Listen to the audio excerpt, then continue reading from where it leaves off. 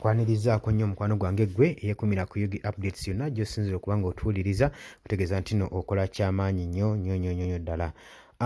High Court, the Division of High Court esazeewo ku Monday ng'ennaku z'omwezi 5 July okuba ng'egenda kuba ng'ewa beyiro, egenda kuba ng'ewa application ya beyiro ku bano bamemba ba paliamenti abaakwatibwa over corruption, abaakwatibwa ku bw'enguzi. Gwe mukwano gwange mpuliriza eyeekumira ku Yugi Updates TV, nkutegeeza nti nkwanirizaako nnyo watannaba kuba ng'osubscribinga genda maaso obeere ng'osubscribinga gwe mukwano gwange ali eyo eyeekumira ku Yugi Updates TV. Bano nno oluvannyuma lw'okuwa ennemba eruzira mu kkomera bawera ennembye emyezi kyenkana 2 era leero basobodde okuba nga bakubayo wabweru ku liiso ng'omulamuzi abagamba nti nno batandise okulaba gye balaga nti olunaku olwa Monday bagenda okuba nga bafiringa application zaabwe eza beyiro. Muno nno mu baakwatibwa ba MP zino mwe muli Mutabuli, mwe muli Cissy Namuju, mwe muli ne Paul Akamba. Ojjukira bano we baakwatibwa ne batwalibwa eruzira wali eri, basooka kutwalibwa ku headquarters wali eri Kibuli, then e Naggulu, then ne bavaayo ne batwalibwa eruzira bagira ne basindikibwa ku limanda okunoonyereza nga bwe kugenda mu maaso kulya kw'embuzi n'okufuntana ensimbi z'omuwi w'omusolo gwe mukwano gwange ali eyo. Paul Akamba baali bamuwadde beyiro era ne bamusalira obukadde 13, ab'eŋŋanda ne bamukwano ne babuleeta naye baali bakamuta bakuntumye nejja n'emununa emotoka yali ya drone ne bamupakiramu n'abuzibwawo. Tugenda okuddamu okuwulira nti bamuzizaayo eruzira agira asaavinga kw'egyo emisango gye yazza gwe mukwano gwange ali eyo. Kakati bano ba MP ababedde ku limanda eruzira prison emyezi 2 egiyise, leero bakoze entunula yaabwe n'omulamuzi gwe bayita Lawrence Kiduudu, bamuyita Lawrence Kiguudu, nonno nga ye Justice, babe nga batunula ku nsonga zaabwe eza beyiro.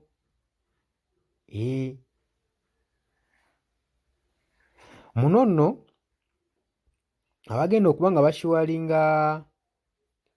bashuwatiza aba Mutabuli mwe muli Mutebulwa Geoffrey Eric, the MP for Bunyore West Country, Florence Nebadda, the woman representative of Butalejja, Stephen Baka Mugabi, Bukoli North Country Party, era ne Namukozi Misa Kirya, the Principal Committee, Development Officer Mukono Municipality. Awo bagenda okuba nga bamweyimirira. Namuju, Cissy Namuju ono gwe bagamba nti no yalya n'abalonzi, mbu ye waagamba ye bamusibira bwereere kuba ssente ze yabba, yakkiriza yabba naye yaziryako n'abalonzi.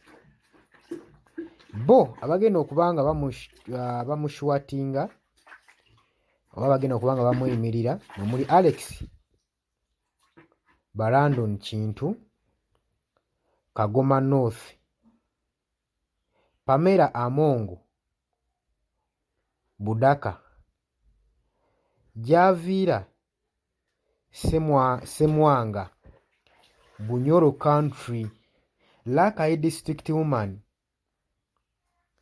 mumuli Lakai District, sorry, and Muhammad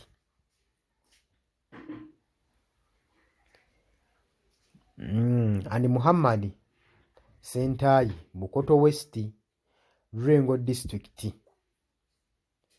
Ate Paul Akamba abagenda okuba nga bamweyimirira mwe muli Mariam Nayigaga, Namutumba District and Maurins Kibaria Bugabula Country South.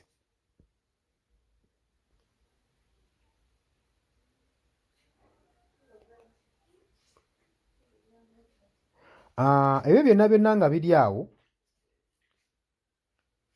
okuwulirwa kwongezeddwayo ne bakusindikiza paka ng'ennaku z'omwezi 8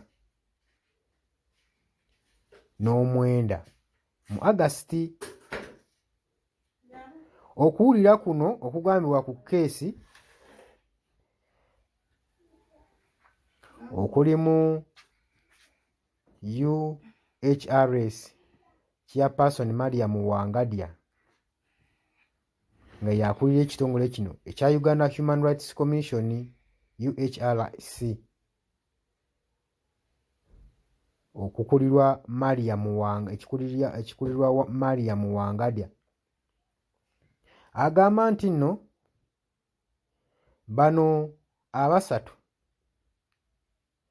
yabasibako nti bavunaanyizibwa 20% okuva mu ssente ne proposals ze baakola mu 2024-2025 budget by promising ezaali zirambikiddwa mu paaliyamenti y'eggwanga ne mu bajeti ya committees and the financial ministry. Baatwala kye bayita 20% ezirabibwako. Kitegeeza bano abasatu abaasibwa omuli Paul Akamba, Cissy Namuju, Mutabuli be bagenda mu maaso n'okuba nga bakumpanya ensimbi zino. Kati nga awo benkumenyedde bagenda obbeeyimirira. Kati muli tulowooze nti nno be baalya nabo be baagana nabo omusimbi. Manye ebintu bino bizibu. Munaayinza okujja n'akulabako omukomera n'oga nti sigenda kuwaayo nti ssente twazigana nabi naye ojja kunneeyimirira. Katugambe nti nno bano bwe baagabana ssente. Bano ababaka be muwulidde mu constituency ez'enjawulo abeeyimiridde bano abasatu be bamu ku be baagabana omusimbi. Nze naawe tujja kuba tukinoonyerezaako. Newankubadde Nangadya ye agamba nti Mutabuli eyasookebwa ddala mu 5% nga tannabanga aleetebwa ng'ogasseeko ne bano ababiri MPs.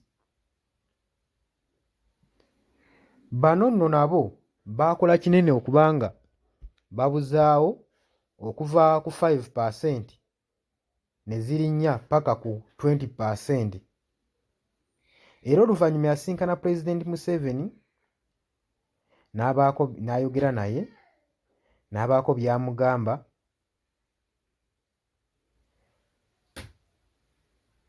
N'agamba nti nno era bye baateeseganya nti baali baakubanga Pulezidenti Yoweri Kaguta Museveni bano basuspects abasatu abaali bali mu kunoonyezebwako ku musango gukupunkanya 20% mu budget committee. N'agamba nti no bano basuspect tugenda kuba nga tubanoonyerezaako era n'omu bwangu bakwatibwe. Era baakwatibwa oluvannyuma lw'okumala okunoonyereza. Okusinziira ku Wangadya, ba MPs naddala Cissy Namuju ono ayogera ennyo, agamba nti akozesezza ebigambo bingi ng'ateekawo embeera ng'alaga nti ye ssente yazigabana n'abalonzi be. Bw'agamba kino okusinziira ku Mariam Wangadya agamba kino akikola okusinziira nti nno ayagala kwenyigira mu kalulu ka 2026 aka general election campaign egenda okubeerawo asobole okuba ng'alondebwa. Y'ensonga lwaki yeesibye ku nsonga eyo, ayogera agikozesa nnyo mu bigambo byonna byonna nti ssente yazigabana n'abalonzi. Nti naye bagenda mu constituency ye ne banoonyereza ssente teyazikozesa bubi, yazibba naye yazigabana n'abalonzi. Gwe mukwano gwange ali eyo ampuliriza. newankubadde looya akulirwa Evans Ocheng ne Lukutana bo bagamba okusinziira ku vidiyo eyalikodingibwa kilayanti waabwe, bagamba nti nno basaba agamba okusinziira ku bigambo ebyogera, bagamba nti nno nti yasasula mu kkooti. Oba okitegeera gwe mukwano gwange ali eyo, newankubadde MPs ye kino akyegaanye era n'agamba nti nno balina okuba nga newankubadde MPs bano badde beekwasa nti ssente zino baazisasula mu kkooti, ekintu ekyagwaniddwa era ne basigala nga bali ku limanda. Gwe mukwano gwange ampuliriza, kati ensonga weezito we ziri.